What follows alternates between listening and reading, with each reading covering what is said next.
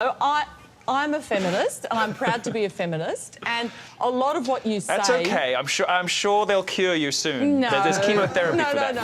That he was being forced to chant Jai Shri Ram.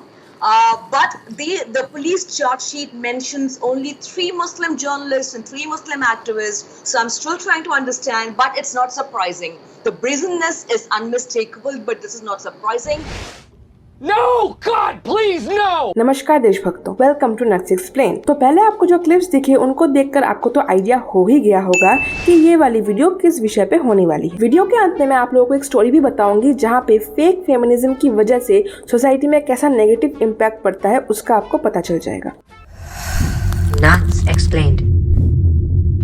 तो बिना time waste के सीधा वीडियो पे चलते हैं। पूरे वर्ल्ड में और भारत में भी फेमिनिज्म नाम का जो कीड़ा है वो दिन ब दिन बढ़ता ही जा रहा है। कॉमन सोच तो ये भी हो गई है कि जो लोग फेमिनिज्म को फॉलो करते हैं वो ऑटोमेटिकली लिबरलिज्म को भी फॉलो करते हैं। सो बेसिकली फेमिनिज्म और लिबरलिज्म हमारे सोसाइटी का कैंसर बन चुका है। तो सबसे पहले जानते हैं कि एक्चुअल फेमिनिज्म का मतलब क्या है। इसका मतलब है advocacy of women's rights on the ground of equality of sexes. मतलब ये लोग बिलीव करते हैं कि लड़का और लड़की के बीच में इक्वल तरीके से सब कुछ बंटना चाहिए, जेंडर को ध्यान में रखते हुए। किसी भी जेंडर को कोई भी स्पेशल ट्रीटमेंट नहीं मिलनी चाहिए। लेकिन हम लोगों ने तो ऐसा भी बहुत बार देखा है कि बस या ट्रेन में अगर कोई भी लेडीज सीट पे बैठ जाए, इस बात से हम लड़कियों को बहुत ज्यादा तकलीफ होती है और हम लोगों को तब तक चैन नहीं मिलता जब तक वो व्यक्ति वहाँ से उठ ना जाए। लेडीज सीट है ये। अरे तो लेडीज सीट है तो क्या करूं मैं? तो उठो यहाँ से। अरे क्यों उठूं मैं यहाँ से? अरे क्योंकि ये लेडीज सीट है। अरे लेकिन मैं बस स्टैंड से बैठा हूँ ना मैडम। अरे भाई साहब आप बताइए। अरे भाई साहब के भाई आजकल लेडीज का क्या तुम लोग हो गया है? आप क्या हंस रहे हो? अरे हंस रहे इसको क्या बोल रही हो? मुझसे बात करो ना। अरे मुझसे बात करो ना तुम। उठो यहाँ से। तुम मुझसे बात करो, कंडक्टर से बात करो। बीच में आ जाएंगे, उठो। लेडीज है, जेंट्स है, क्या तुम लोग हो गया यार? अंकल बोलिए ना कुछ। अरे क्या बोलेगा वो? बस में आधा से ज्यादा सीट लेडीज सीट बना रखा है यहाँ पे तुम लोगों ने। हम लोग बहुत नहीं दुखते क्या? ऐसे बोलेंगे लड़का और औरत। क्या तू? अबे चुप। अबे उठ भाई साहब बोलिए। औरत मत बोलेगा। 50-50 ऐसे जगह पे इनको सीट चाहिए, रिजर्वेशन चाहिए, ये चाहिए, वो चाहिए।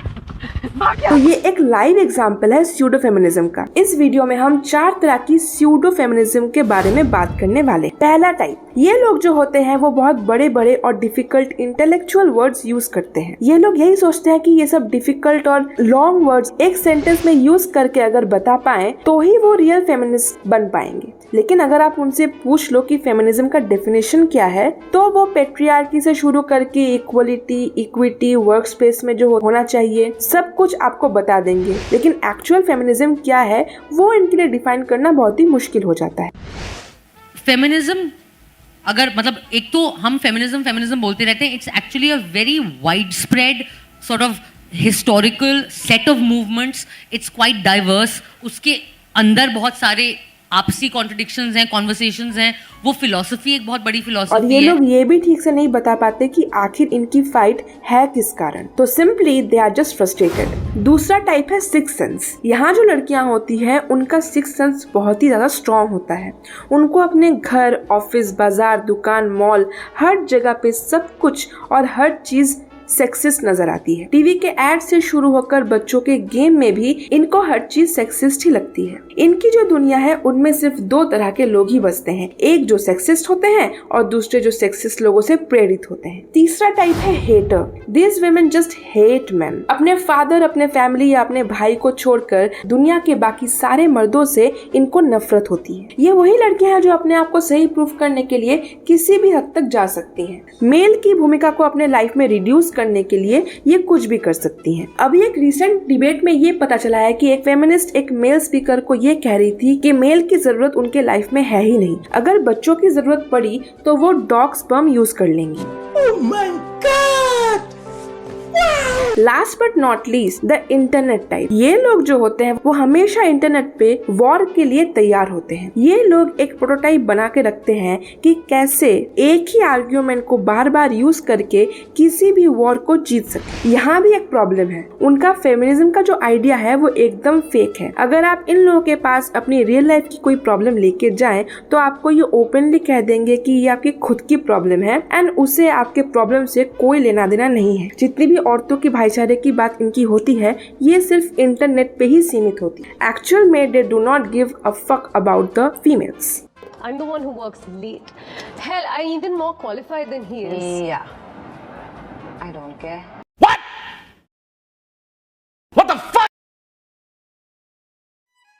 ये तो हो गए 4 तरह के स्यूडो फेमिनिस्ट। अब एक और इम्पोर्टेंट बात, ये जो फेमिनिस्ट होते हैं वो अपने आप को बहुत ही टॉलरेंट मानते हैं और इस्लाम के साथ इन लोगों का बहुत गहरा संबंध है। जितने भी फेमिनिस्ट हैं वो इस शांति प्रिय समुदाय को बहुत ज्यादा सपोर्ट करते हैं और ये फेमिनिस्ट जो होते हैं वो गे राइट्स को भी सपोर्ट करते हैं, LGBTQ के कैटेगरी के लोगों को भी इनका फुल सपोर्ट होता है। तो मेरा सवाल आपसे ये है कि जब शांति प्रिय रिलीजन में ये सब लोगों को डायरेक्टली मार देने की बात कही गई है तो आप लोग ये दोनों एग्जैक्टली ऑपोजिट चीज को कैसे सपोर्ट कर सकते हैं? और दूसरी में सबसे ज्यादा फनी चीज लगती है फेमिनिस्ट जो कि शांति प्रिय समुदाय से बिलोंग करते हैं और वो अपने आप को प्रोग्रेसिव भी बताते हैं। जिस रिलीजन में आपको अपने मन के मुताबिक कपड़े पहनने की आजादी नहीं है, जिस रिलीजन में बस कुछ वर्ड्स बोल देने से आपको इमीडिएटली तलाक मिल सकता है, जिस रिलीजन में गे राइट्स होते ही नहीं है, जिस रिलीजन में शादी को एक मजाक बना के रख दिया है, जिस रिलीजन में दूसरे रिलीजन को फॉलो करने वालों को डायरेक्टली मारने की बात कही गई है, उस रिलीजन में होके आप आजादी की बात कैसे कर सकते हैं? एज अ फेमिनिस्ट भी कैसे डिफाइन कर सकते हैं? I don't mean to offend you, but if you don't pray, Don't lie, you do. well, I don't care if we do, but I'm trying to get to the truth. If you don't pray, you don't seem to agree with any Muslim countries or leaders. You don't follow an imam. You don't go to namaz on Fridays. How are you Muslim? Because Islam is a submission to God. Islam, you can read the book. You seem to be submitting to stupidity. तो आप लोगों को मेरा एक ही suggestion है, पहले खुद की आजादी ढूंढ लीजिए, उसके बाद ग्रेटर गुड करिएगा।